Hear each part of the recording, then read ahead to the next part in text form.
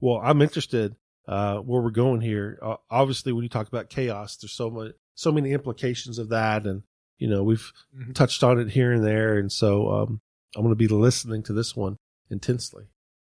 Yeah, I mean, I am glad to move into this a little bit. It's a good. I mean, I enjoy use of the Old Testament by the New Testament writers, but I've been looking at this for a while, and it compared to our forays into the New Testament, this feels like a fresh episode. Just kind of Old Testament exclusively, but if we're honest, it's not like 100% exclusive Old Testament because the Gospels use the sign of Jonah in relationship to the resurrection of Jesus. So at the end, we'll say something about that.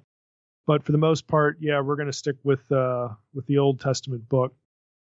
Obviously, the story's familiar, but for listeners to this podcast anyway, equally as obvious ought to be the thought that there's more to it than meets the eye. And so our focus today is going to be specifically in Hebrew, the Dag Gadol, the great fish, and chaos themes. Again, in particular, connections to Leviathan imagery.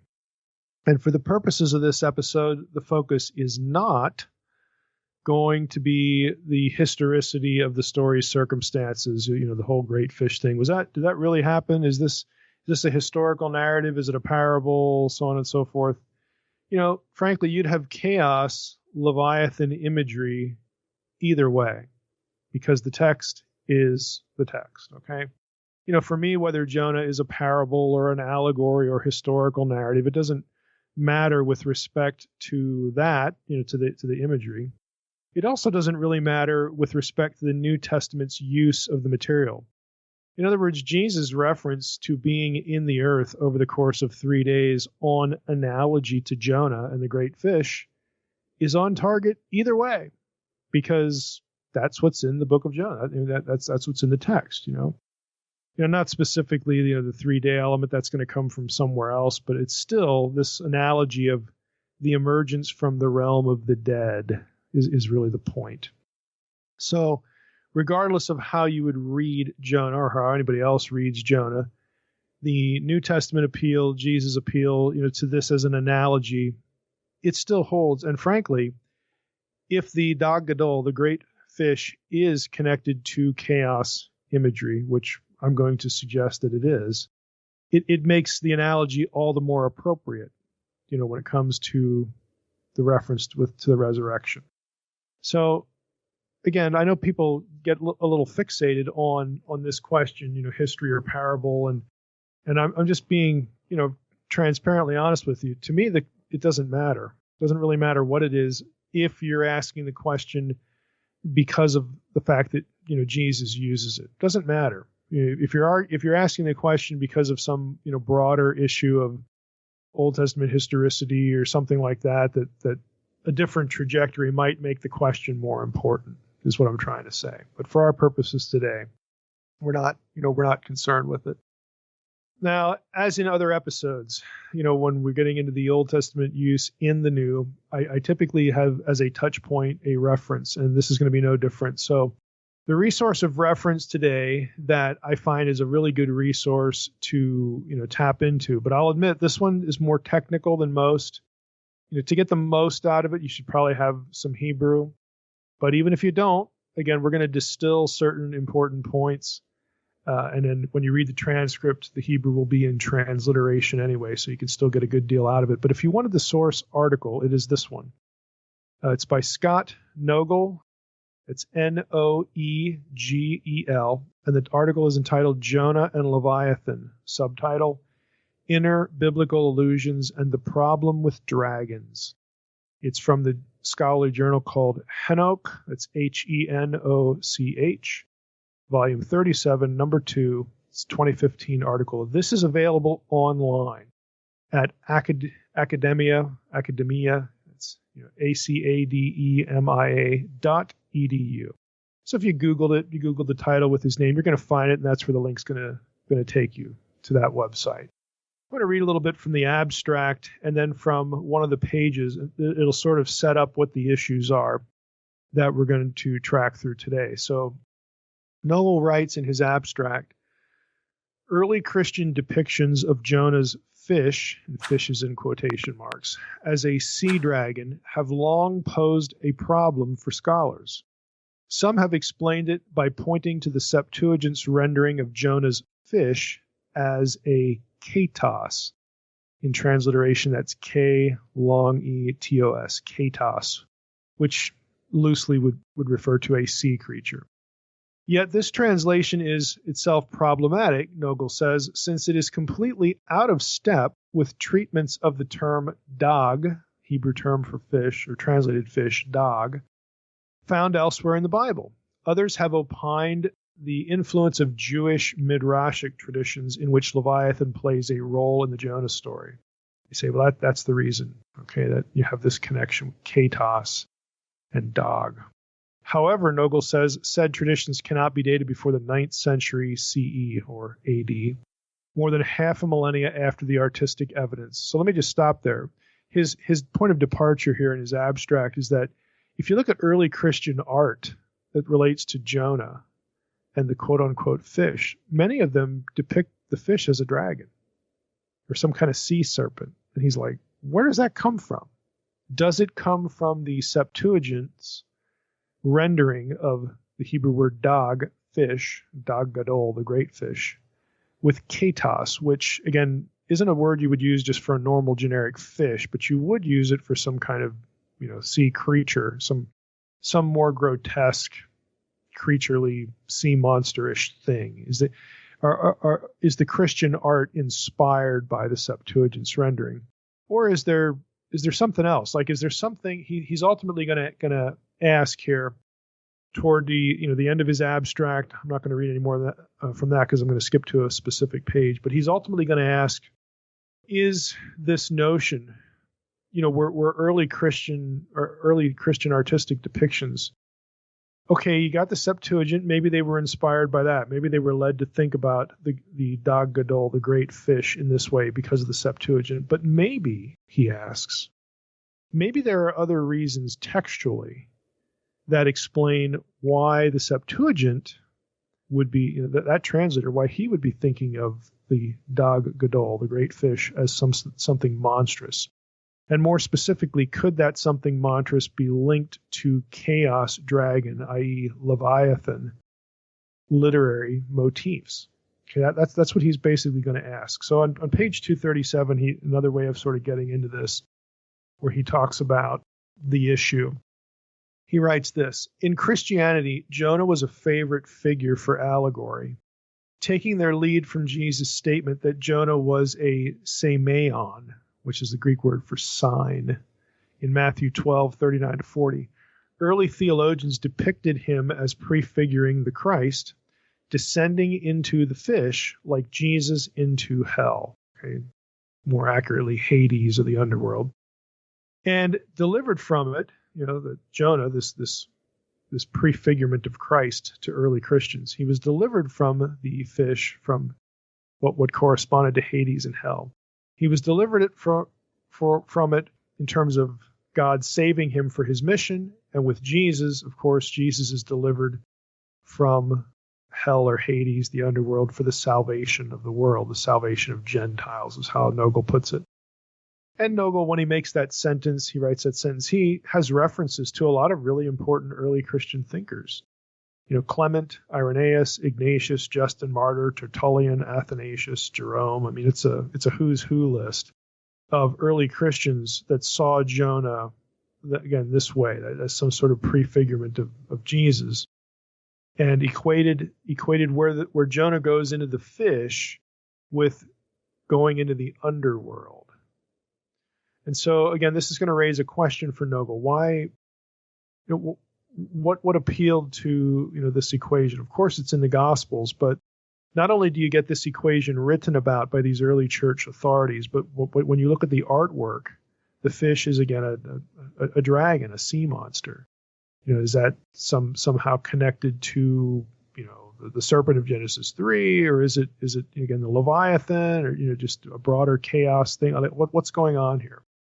So this is, again, why he wants to think about this. And he continues, he says, early Greek patristic works identify Jesus as the worm on the fishhook of Job 40, verse 25.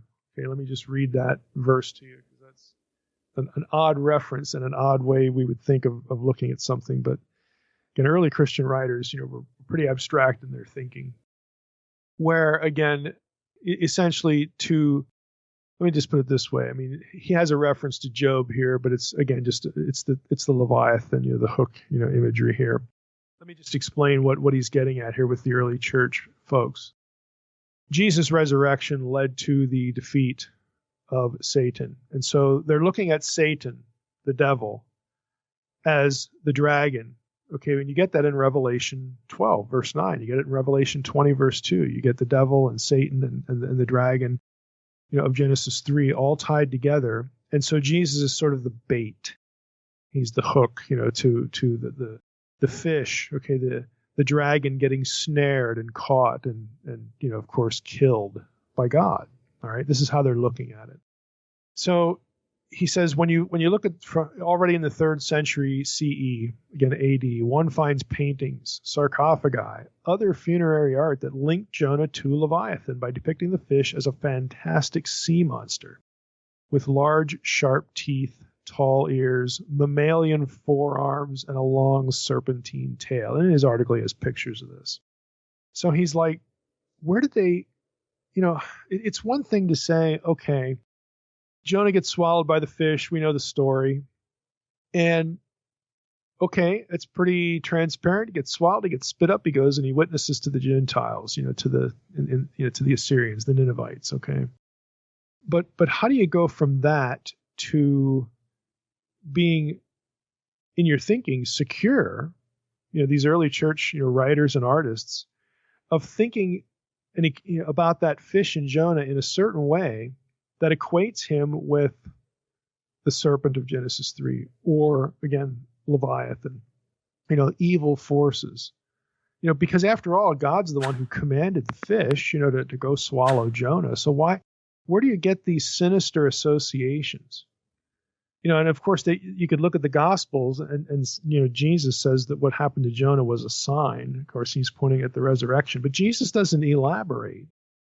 He doesn't say now, here's a sign, I'm going to get out of the grave in 3 days, or again, I'm going to be dead, then I'm going to be alive, just like Jonah was dead, then alive, and so on and so forth.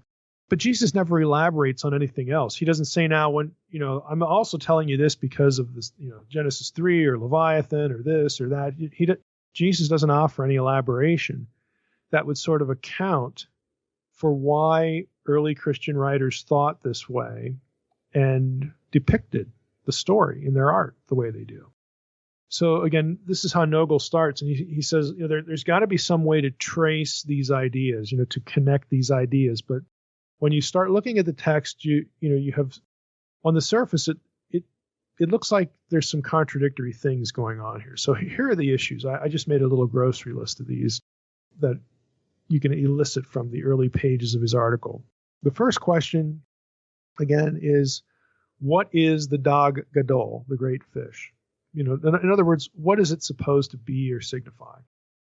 Second, why does the Septuagint translate dog as katos, a word that isn't used elsewhere to translate dog? Let me put that into better English. You have the Hebrew word dog, which is a fish. Again, it's just a generic word for fish. It doesn't tell you what kind of fish, it's just a fish. The Septuagint does not render dog with katos anywhere else but Jonah. Why? It'll use something else, ichthus or whatever. Why? What is it about Jonah that makes them use a word that, here's item number 3. They do use katos for Leviathan. So the Septuagint uses katos for Leviathan, and in this one place, it also uses it in Jonah for dog. And the kicker is, if you read through the book of Jonah in Hebrew, the word for Leviathan doesn't appear in Jonah. So why? What is there in the book, in this episode, that makes them think, oh, katos is the way to render dog here? Yes, I know that everywhere else, in the Septuagint, we use a generic word for fish. But here, even though the word Leviathan doesn't show up in the book, here, though, we're looking at a sea monster. Again, something like, Leviathan. We're thinking Leviathan for some way, so we're going to use katos right here. Well, why do they do that? Another thought. Okay, so the Septuagint, if you're paying close attention, the Septuagint uses two terms for Leviathan, though. One is katos, and the other one it uses is drakon, dragon. So we have a clear association. There's a clear path, a clear link between katos and drakon and Leviathan. But there doesn't seem to be any reason why a translator would be looking at the Hebrew text of Jonah, and he never sees Leviathan in Hebrew. That's the word for Leviathan. He never sees that. He just sees Dag. Dag Gadol, big fish, okay? Why does he opt for one of the terms that they would use everywhere else for Leviathan? Why? Why does he do that? The Septuagint further uses katos and drakon for another Hebrew term, tanin, the sea monsters or the sea dragons, like in Genesis 1:21. And other verses. I mean, that's not the only place where you have tanin, which is, again, the plural, for dragons. Specifically, we have ta kete ta megala for tanin gedolim. In other words, great dragons or great sea monsters. Genesis 1:21. Septuagint translators will use, katos there. I mean, why, when they hit Jonah and they just see the simple, innocent, harmless little dog, little fish, I'm thinking of a sunny or something here. Why would they look at that word and think, katos, sea monster? It just doesn't seem to make any sense. So, those are the issues. Nogel is wondering, what's going through their heads? What else do they see in the book, in the scene, with the fish, that justified in their minds translating it with a term that they knew their readers would mentally link to Leviathan? Why are they doing that? Would mentally link to a chaos symbol. Why are they doing that? So, again, this unraveling this, really is our task for today. That's our point of inquiry. And we're going to follow, Nogel's journey here. I'm going to pick a few things out. This is a technical article. It's fairly dense. I'm going to skip a good number of things in it just to give you sort of the guts of it. Because I think it's really interesting, again, to try to track why the translator's thinking the way that he's thinking when it comes to this word choice. So Nogel writes, though Jonah refers to the creature as a dog 4 times, and he gives the references, again, this is in the Hebrew text, the ancients were acutely aware of the term's ambiguity. He adds in a footnote, the ambiguity is also reflected in some early Christian art depicting the creature as a fish, whereas in others it's a sea monster. So even the artwork's not consistent. I mean, some looked at katos and got the message, and the other artists just have a fish, But what he really wants to know is what's going on with the sea monster thing. Nogel then quotes Jack Sasson's observation in regard to the word dog. He says, it is a fact, moreover, that Scripture has preserved no specific names for the many types of salt and freshwater fish known to the Eastern Mediterranean. This does not mean, of course, that the ancient Hebrews were not able to distinguish among the area's wide varieties of fish. It simply suggests that no biblical context seems to require a specific vocabulary for fish. They just didn't bother. Okay, there's no need for them to have a full orb vocabulary for fish.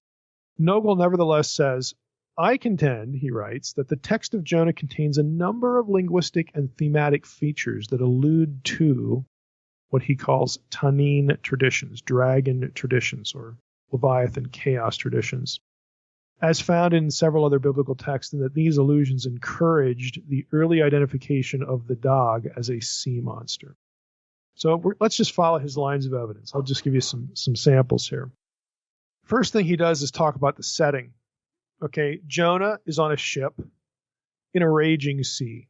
That's Jonah 1:4. Okay, and the Hebrew wording here is kind of interesting. I'm going to read you what ESV has here. So Jonah 1:4. The Lord hurled a great wind upon the sea, and there was a mighty tempest on the sea, so that the ship threatened to break up. Pretty simple. Well, if you're reading it in Hebrew, the tempest is in the sea, not on it, which is kind of interesting. Okay, I mean, you can take the Hebrew there as essentially you're looking down at the waters and there's something churning in there.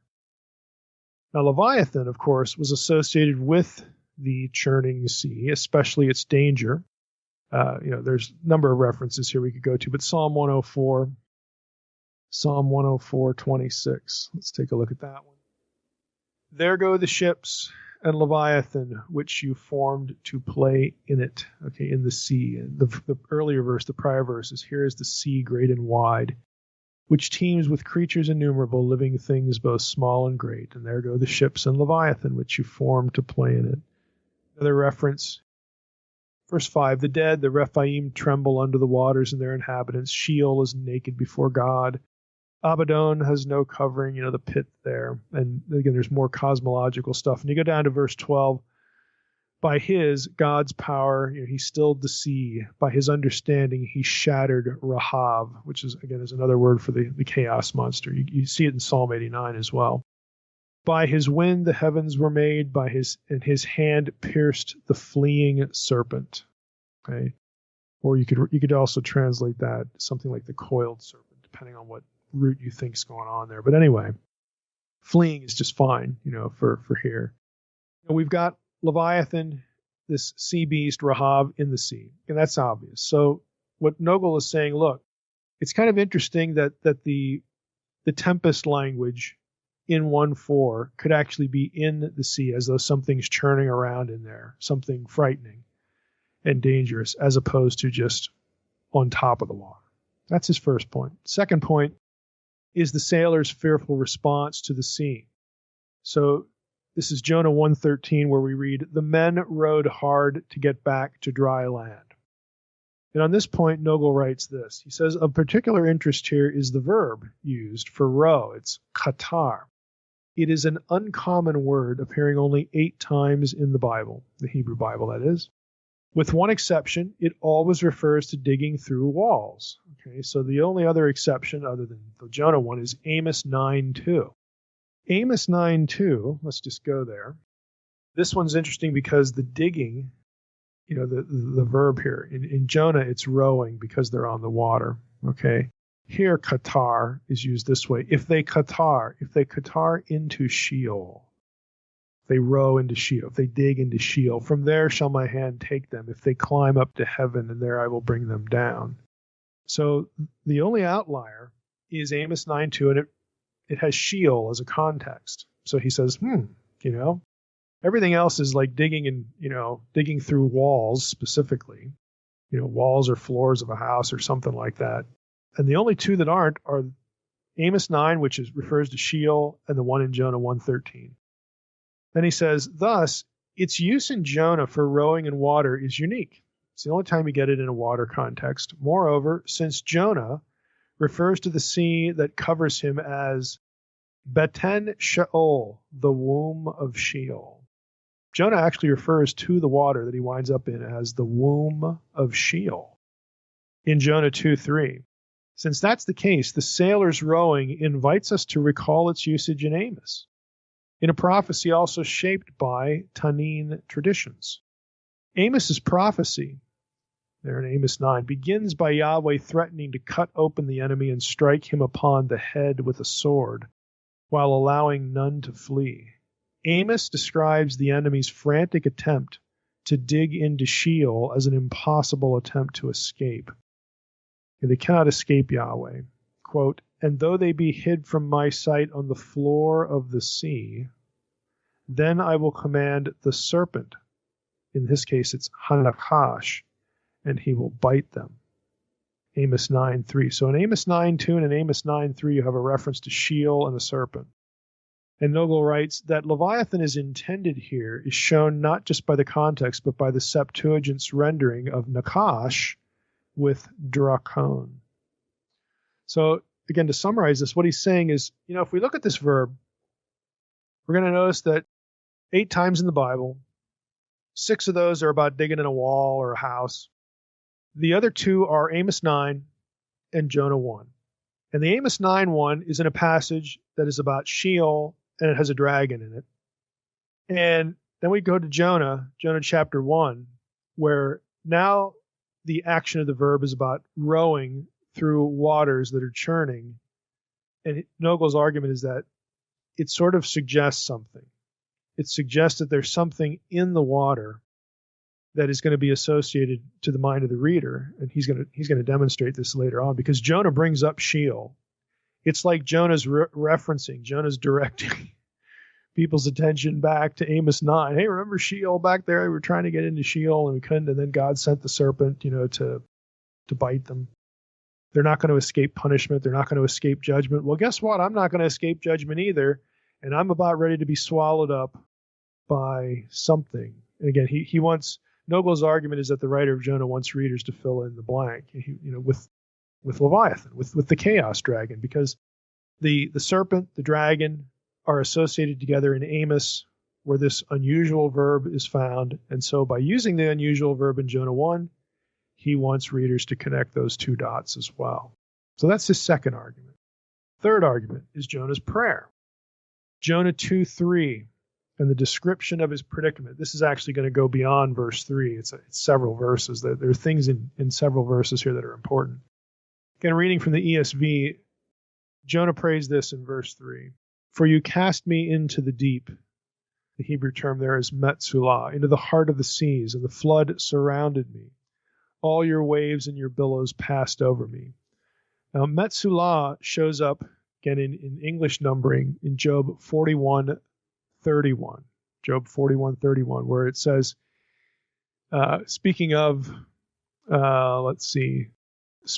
Leviathan, this section of Job 41 goes all the way back to verse 12, and really the whole chapter. Chapter 41 begins this way: can you draw out Leviathan with a fish hook, or press down his tongue with a cord? And there's this long description of Leviathan, and in verse 31 it says this: he, Leviathan, makes the deep, the metzulah, boil like a pot. He makes the sea like a pot of ointment, thick. So, again, what Nogel is saying is, if you look at Jonah's prayer, he uses a term here that, lo and behold, occurs in a Leviathan passage in Job. Actually, kind of a famous one because it's so long. It's basically the whole chapter 41, is about Leviathan. Nogel writes, the term appears only 12 other times in the Bible, mostly in ways that evoke Leviathan traditions. Again, he mentions Job 41 again, verse 31, Psalm 107:24, maybe 106:24. I don't know if there's a typo there. Or in reference to the crossing through the Reed Sea, which is itself a literary refraction of the chaos struggle motif. In Psalm 68, verse 22, we once again have both traditions. We have the sea, and then again this notion of the place where Leviathan makes the sea to churn. Again, and what Nogel wants you to do is he wants you to connect these things. Let me just read you the Psalm 68 reference, because we get Bashan in there, which in Canaanite, remember Leviathan is a Canaanite symbol. In Canaanite, Bashan is Bathan, which means serpent.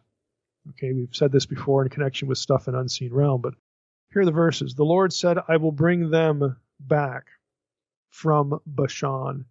I will bring them back from the depths of the sea, the metzulah of the sea. Well, Bashan doesn't have a sea. So it's very clear here in Psalm 68 that he's talking about cosmic geography. He's talking about the place of the serpent. Again, we discussed this in Unseen Realm. This should be familiar. For those of you who are taking the class, the Unseen Realm class that I teach here in Jacksonville, I'm going to reference Charlesworth's article here, because Charlesworth deals with this verse and draws the same conclusion. That we have Bathan here. We have serpent imagery, and then in one line of Psalm 68:22, and then in the next line we have the metzulah of the sea, the churning sea. And what Nogel wants is he wants you to listen to this vocabulary and its explanation, and then go back to the stuff we've already covered about how, the story's set on a raging sea, and it's not something on top of the sea, it's something in the sea that's causing it to churn. All right. He wants you to start thinking about, okay, there's something in there. And that something, again, is probably going to end up being this dragon, serpent, Leviathan thing, because Jonah, the writer of Jonah, is starting to draw terminology from other passages that take readers into places like Job 41 and Psalm 68, and Psalm 104 that have Leviathan imagery in them. So Nogel's arguing that the writer is doing this intentionally and intelligently, trying to get his readers to remember other passages that have Leviathan, in it. And not only that, but combine Leviathan with the deep and further identify the deep as Sheol. Okay, and Jonah, again, himself does this in the passage. Remember, we just read, the one reference where Jonah refers to the sea that covers him in Jonah 2:3 as the womb of Sheol. Right there it is. So if we keep reading in Jonah's prayer, that was, Jonah 2 verse 3. Again, there's something else in verse 3 where Jonah says, all your waves and your billows passed over me. That's ESV. Literally, it's all your waves and nahar passed over me, okay, or surrounded me, maybe is better, in terms of the verb there. But instead of waves and billows, you actually have the word nahar. And that, to anyone who's followed this podcast or read Unseen Realm, you should know that that's significant. Nogel writes, the term nahar most often refers generally to a river, a stream, or a canal, or to a specific river like the Nile or the Euphrates, Genesis 15:18, for example. However, when used synonymously with the deep, such as Isaiah 44:27, Ezekiel 31:4, 31:15, 32:2, when used synonymously with the deep and the sea, deep is Tehom, sea is Yam, like in Isaiah 50, Nahum 1:4, Habakkuk 3:8, so on and so forth. When those combinations happen, it refers to the cosmological waters that Yahweh rebukes and or cleaves. Even when used figuratively, nahar does not mean flood, but rather stream, as in Job 20:17. Thus, its appearance immediately after the word yamim, seas, nahar and yamim, emits cosmological reverberations and recalls the age-old identification of the river with Leviathan, as attested in Ugaritic texts in the creature's other name. In Ugaritic texts, Leviathan has another name, and his name is Nahar. Okay. And again, in Unseen Realm, we talk about this, and we've had other podcasts where we talk about chaos imagery. In the Baal cycle, Baal becomes king of the gods when he defeats Nahar. Again, and Nahar is his deity cosmic rival. And again, Nahar is also referred to as Leviathan. Right? So Baal is the one who overcomes chaos and becomes king of the gods and is in control of everything and is such a wonderful dude and blah, blah, blah, blah, blah. This is Canaanite religion. It's Canaanite theology 101. Well, here in Jonah, Nahar surrounded me. Nahar overcame me. And he's just referred to the waters that he goes into as the womb of Sheol, the realm of the dead. Baal, again, in Canaanite literature, who defeats Nahar and becomes king of the gods, Baal is lord of the dead. He is lord of Sheol. So Nogel is saying, look, we're starting to stack these Sheol, Nahar, serpent, sea serpent kind of things. We're seeing them just sort of light up as we work our way through Jonah 2, Jonah's prayer. They're just nuggets that are kind of embedded in the text that Nogel would say the writer's hoping you start to collect them and start to notice them. You build a collection of these things, and they're all going to essentially point to the same idea. Continuing, from Jonah, 2:3, we have the Nahar.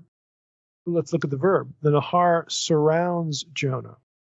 The verb there is savab. It means to encircle, as in the course of a river that twists its way through a territory.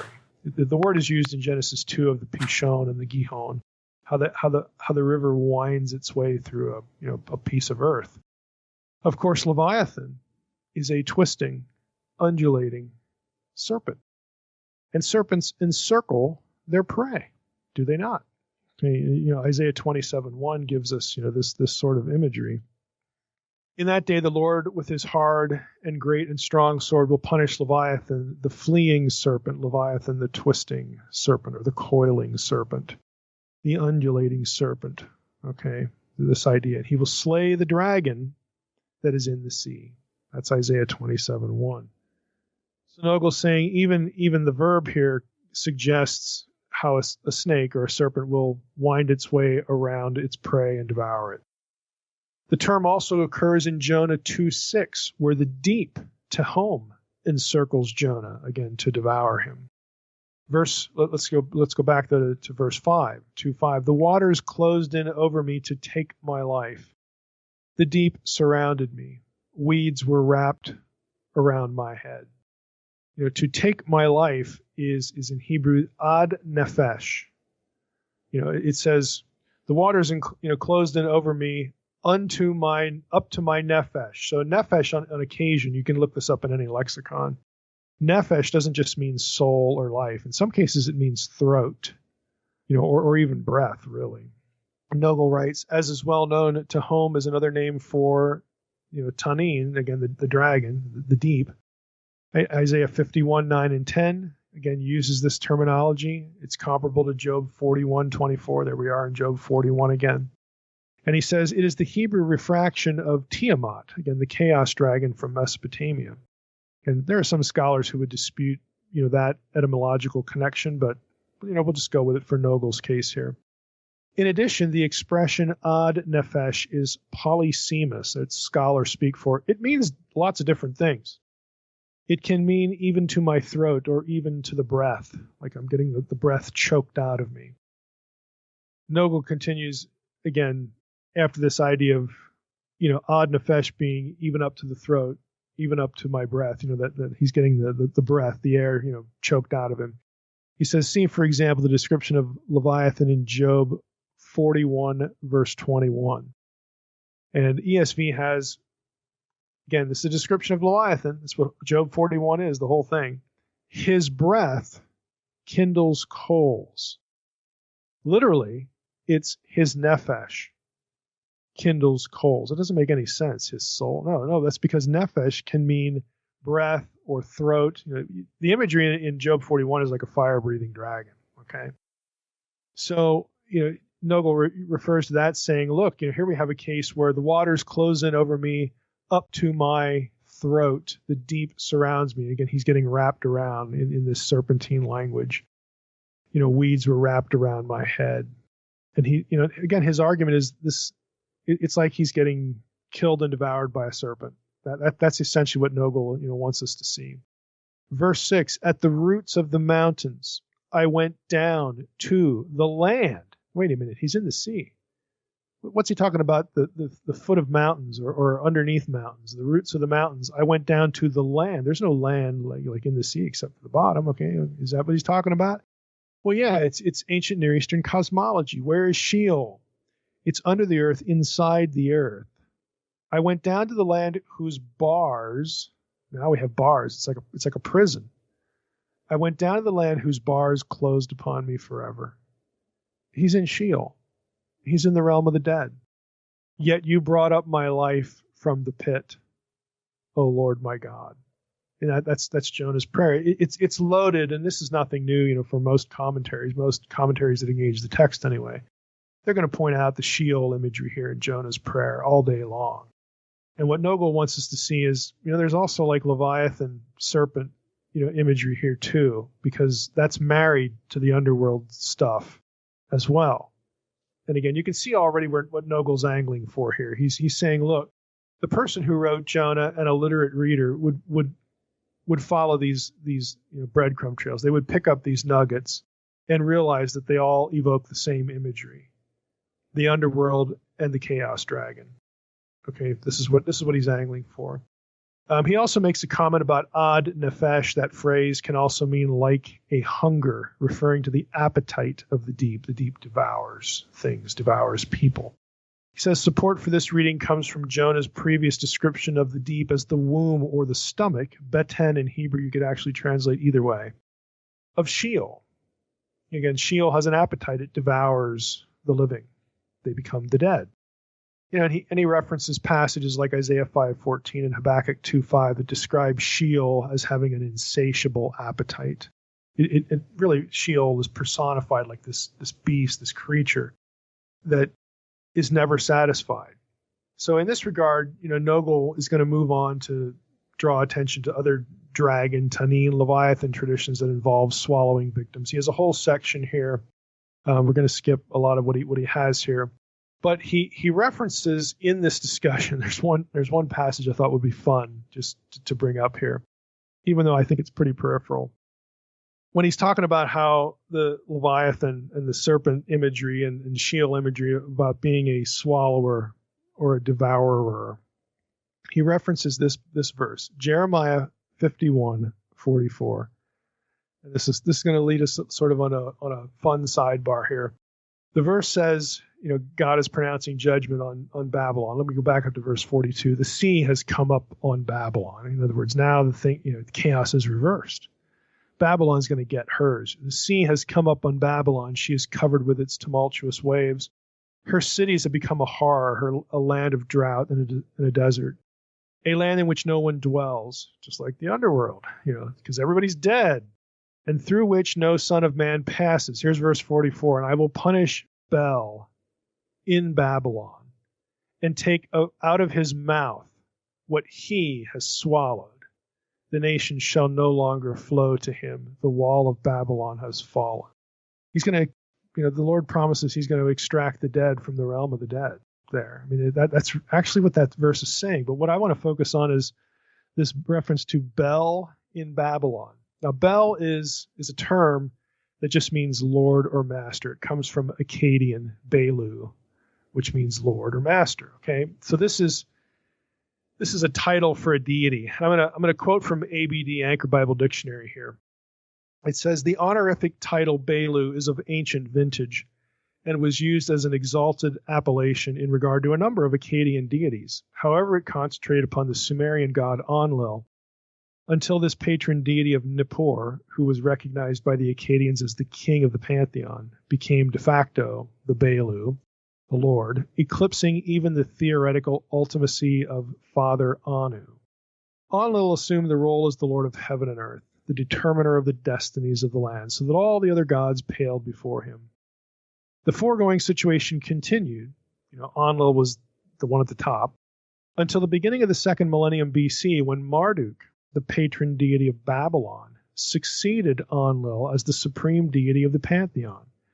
Two important texts will substantiate this rise to power. The first is Enuma Elish, a composition dated the second millennium BC, wherein the investment of Marduk as the lord of the pantheon is graphically portrayed. When Tiamat threatened the assembly of the gods with chaos and bestowed upon her deputy Kingu the control of the tablets of destiny, Marduk alone of all the gods challenged and utterly defeated the frightful opposition. Marduk slays the chaos dragon, Tiamat.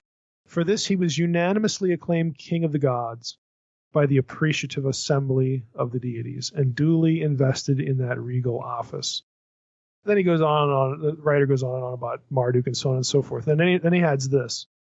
The apocryphal story of Bel, verses 3 through 22, and the story of the snake, or the dragon, in verses 23 and 24, in a book called Bel and the Dragon, in the Apocrypha. Okay, this apocryphal story that's in the additions to the Hebrew book of Daniel, have something to say here. The story of Bel relates the disclosure of the deceitful servants of Bel, who represented the god Bel as the one who consumed the rich quantity of food set daily before him. The seer Daniel exposed this fraud to the shame of Bel, but to the glory of the God of Daniel. The story of the dragon is another fictional tale designed to expose the fallacious nature of the cult of the dragon and to exalt the worship of the God of Daniel. Now, for most of you, you're thinking, what in the world is he talking about? Well, I thought it would be fun. It's short. I'm going to read you Bel and the Dragon. Okay, chapter 1. There is, in this is the Apocrypha. Okay, so it's a book that you essentially. What I'm going to do here is I'm just going to link it to. Let's see. I'll read it from the Lexham English Septuagint. let's go there, because again, this is part of the Old Testament Apocrypha. And part of the Apocrypha, again, this is going to be part of the Septuagint, these extra books. Part of it is a book called Bel and the Dragon, which is set in the time of Daniel, and it's sort of cast as a remainder, stuff that didn't make it into the book of Daniel, but is still about Daniel. All right. And so the first chapter has this little story about Daniel exposing the deceitful priests of Bel, Marduk. So here we go. You're gonna find out shortly why I bring this up, because there's also a dragon in the story that was being worshipped. Okay. From the prophecy of Habakkuk, the son of Joshua, from the tribe of Levi, a certain man was priest whose name was Daniel, the son of Aval, a confidant of the king of Babylon. Now there was an idol named Bel that the Babylonians worshipped, and there was lavished upon it each day the finest wheat flour, 12 artabas of flour, and 4 sheep, and 6 measures of olive oil. And the king revered it, and the king went forth each day and prostrated himself to it. But Daniel prayed to the Lord, and the king said to Daniel, "Why do you not worship Bel?" And Daniel replied to the king, "I worship no one except the Lord God, who created the heaven and the earth, and the one who holds power and authority over all flesh." And the king said to him, "This, therefore, is not a god?" Well, this statue is not a god? What do you mean? Do you not see how much is consumed for him every day? Like they bring all the food out and then it's gone. Okay, and Daniel replied to him, "By no means let anyone deceive you, for this thing is on the inside mere clay, and on the outside it's bronze. I vow now to you by the Lord, the God of gods, that this thing has never eaten anything." Okay? And having become angry, the king summoned the attendants to the holy place and said to them, "Show plainly the one who is eating the things being prepared for Bel. And if not, indeed you will die. Or Daniel, who affirms that these things are not being consumed by him." And they said, "Bel himself is the one who is consuming these things." And Daniel said to the king, "Let it be just so. If I do not show that Bel is not the one who is consuming these things, I will die, and all those who are mine." Now there were attached to Bel 70 priests, besides women and children. So they brought the king into the idol's temple, and the food was set before the king and Baal, and mixed wine was brought in and set before Bel. And Daniel said, "See, you yourself see that these things are laid out, O king. You therefore set a seal on the keys of the temple when it's closed up."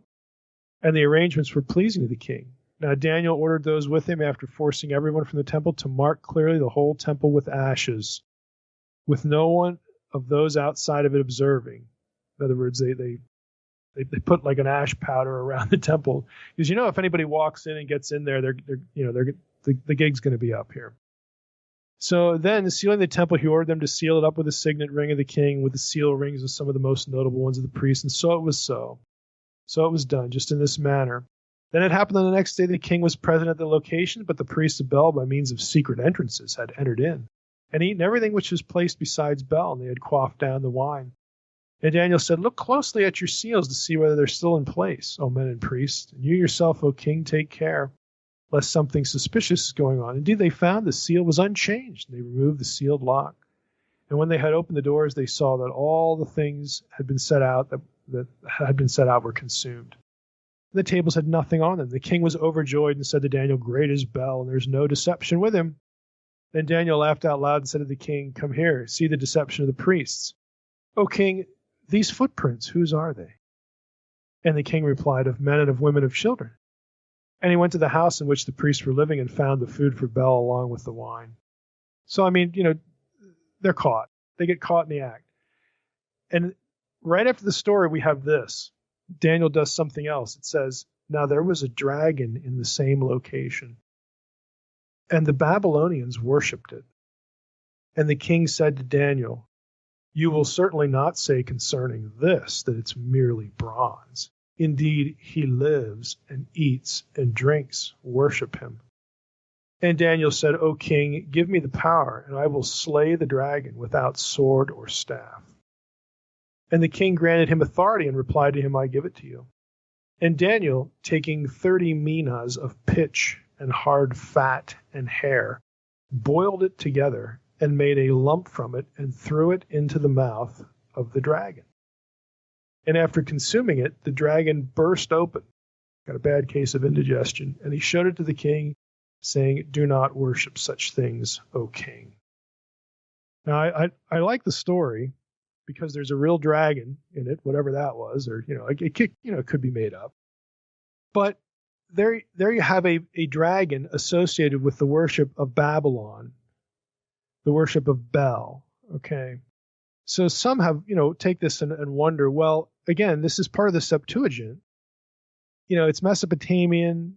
It's Babylonish religion. Does this is this part of what's going on here? I don't really think so. Other than, again, we have this verse in Jeremiah about Bel, Marduk, the swallower of the nations, chaos imagery. And so what Nogel does in his article is he brings this up, and he says, maybe this is part of a dragon tradition, a Tanine tradition, and he tries to connect this with the swallowing and so forth. I don't really think so, because Bel and the dragon as a text does not specifically connect the dragon with Bel. It just there's two episodes in the same chapter, and the Babylonians are worshiping both. So there's no specific connection, but I thought it would be fun.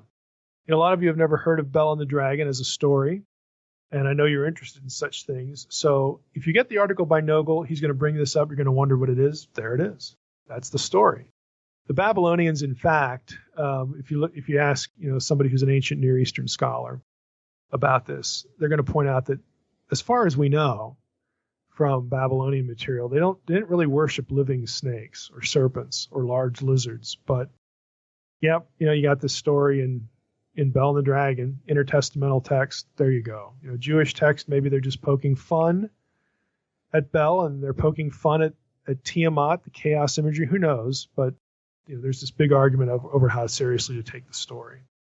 So what we can say with confidence, again, I just threw that in at the end. What Nogel is trying to do is he's trying to ferret out certain elements of the Jonah story that describe Leviathan and Jonah in the same, or that describe Leviathan and Sheol, that connect these two things.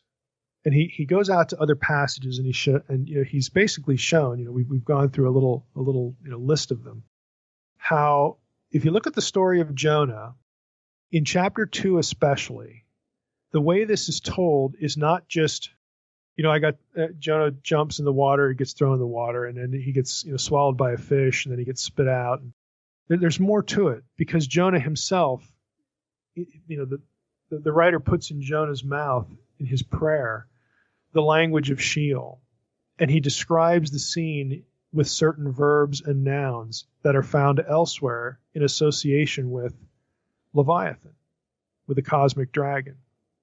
So Nogel's saying, look, you have all the elements here, and they're just sort of floating around, pardon the pun. They're floating around in the chapter, especially chapter 2 in Jonah. And basically, this is his case. He says, essentially what you can say with confidence is this. The Jonah story of the great fish certainly includes imagery and vocabulary found in both descriptions of Leviathan and its home, the Chaos Sea, for sure. Secondly, Jonah and other Old Testament passages sometimes conflate the Chaos Sea imagery with Sheol, the realm of the dead. So those two thoughts are absolutely demonstrable, again, in the passage. And so what Nogel, the way he sort of draws this together is, look, if you have those two thoughts in your head and you're reading the story of Jonah, or you're the Septuagint translator, Leviathan, chaos, sea, chaos imagery, Sheol. Okay, the vocabulary that I'm looking at here as a translator comes from passages that evoke those three things: the Leviathan serpent, the chaos sea in which Leviathan lives, and the realm of the dead. So the argument is that the translator knew that. The translator understood it. And for that reason, when translating this passage in the Septuagint, he gets to the word dog, dog Gadol, the great fish. And he says, I'm going to use katos, because that's really what's going on here. What Jonah is really about is he's being conquered by the forces of chaos, the forces of evil, anti-Eden. He's being punished here. he's fallen victim to it. And you say, well, it feels like a bit of a disconnect because, God sends the fish and so on and so forth. Okay. What I'm not telling you, and again, when you can get Nogel's article, is that there are places where the way Jonah himself is described, the same terminology is used of Jonah as the fish and the chaos terminology. It's actually applied to Jonah. And so, Nogel speculates on what the author's trying to do. That basically Jonah, by his disobedience to God, has become an agent of chaos. That's what Nogel thinks in the end. So he's being punished and swallowed up, really as a result of his own disobedience. God is using or allowing they're under his command anyway. I mean, Job 41, who commands Leviathan? It's God. To punish Jonah for his disobedience, for essentially volunteering to be an agent of chaos against God's wishes to go to the Ninevites and preach to them. So we've got a couple of reversal things going on here. And Jonah comes out in the end looking pretty bad. Like he's on the wrong side. And you know what? He is. He is on the wrong side. But who rescues him? Is God vengeful? Is God angry? Does God say, yeah, you got what you deserve? No, God is the one who pulls him out of the trouble. The same fish is commanded to vomit him out. God, to paraphrase Jeremiah 41, God extracts the thing that the dragon had swallowed. He extracts Jonah, pardons him, has mercy on him, and then sends him back to the Ninevites. And again, we know the rest of the story. But again, for our purposes, I think it's kind of neat that if by way of implication, if this is really what Jonah is about, and again, the text does seem to suggest this, that it really is Leviathan imagery. It's really, underworld imagery. That much is pretty obvious. Where you get underworld imagery, it's not a coincidence that you get these 4 or 5 things that pop out of Leviathan passages that wind up in Jonah 2. It does seem like the writer is trying to connect these things in the mind of the reader. And so this gets picked up on by the Septuagint translator and explains why he uses a word that he doesn't use. They don't use anywhere else to translate just dog, fish, except for here. So if all that's the case, then the analogy that, Jesus using the analogy is actually kind of cool. Who overcomes chaos and the realm of the dead? It's Jesus. Using the same story of Jonah, again, moves the analogy for the resurrection. It moves it well beyond just chronology or timekeeping. It's an ideal analogy for reversing and defeating chaos and death itself, especially if later readers in Jesus' day understood the connection between Katos and Drakon, in other passages, the dragon.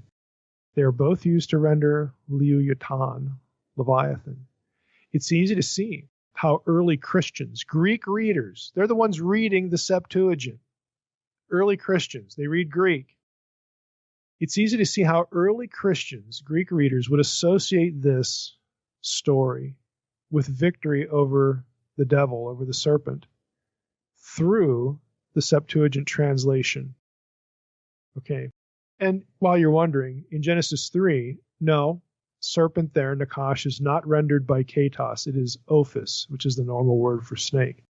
But since the serpent, in a wider sense, is part of the chaos tradition, all that is not what it's supposed to be, all the forces that are opposed and hostile to God's wishes, since the serpent is certainly part of the chaos tradition in the Bible, again, the conception still retains coherence, theologically. So again, I thought this would be an interesting little sidebar episode. And for me, again, our point with the episode is not, what's the nature of the Jonah story? Is it like a historical blow by blow, kind of thing? That we've got to, read a certain way to make it history or to ensure it's history. Again, that's a separate question, as opposed to, is it, symbolical or allegorical or parable? Again, it doesn't really matter. What I'm after here is for you to see that in the story, whether it's a historical, record or whether it's a parable, the story itself is about the reversal of chaos and the defeat of the forces of chaos. Jonah is about that. And Jonah is about what happens when people that God calls to do something align themselves opposite him. They become agents of chaos. And again, God's mercy extracts us, from that situation. But ultimately, it's really about, the reversal, the defeat of these forces. And so for Jesus and the New Testament, gospel writers to pick up on this and include in their presentation of Jesus, I think is significant. It is the perfect analogy if you, again, have this sort of stuff floating around in your head.